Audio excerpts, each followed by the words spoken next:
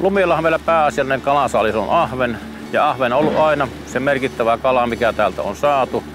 Sitä saa keväällä, se tulee tänne kutemaan, kutuahventa erittäin paljon. Ja meillä on vanhaa pyyntitapaa, rysäpyyntiä, meillä on vanhaa nimenomaan pöhnäpyyntiä.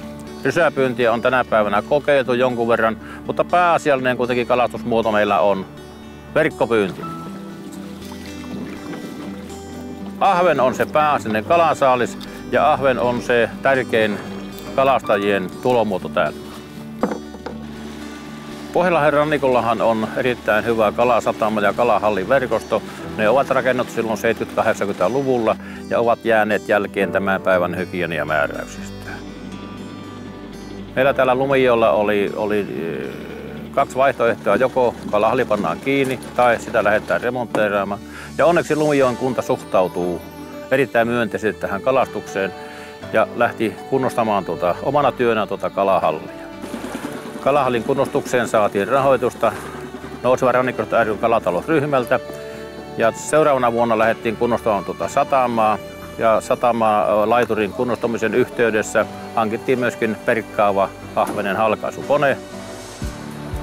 Se on ollut erittäin kysytty kalastajien suhteen. Ahvena on piikikäs kala ja sen käsittely on erittäin työlästä ja tämä helpottaa kalastajien työtä.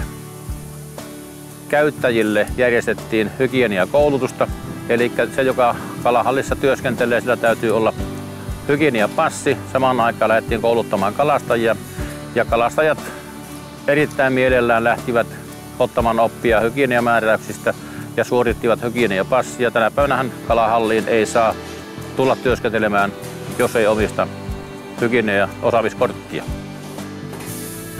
Meillähän on niin kuin suomalainen kala ja meidän kotimainen kala on erittäin terveellistä ja kalan käytön lisäämisen järjestämiseksi olemme pitäneet vuodesta 2008 ahvenmarkkinoita, jossa on ollut teemana ahven kalastus ja turvallisuus. Eli meillä täällä on ollut meripelastusseura, merivartiosto ja poliisi ja pelastuslaitos mukana esittelemässä omaa toimintaansa, eli esittelemässä omaa kalustoaan. Ahvenmarkkinoiden pääasiallinen tarkoitushan meillä on sen kalan käytön lisääminen. Kotimainen kala on terveellistä ja sitähän meidän pitäisi lisätä koko ajan.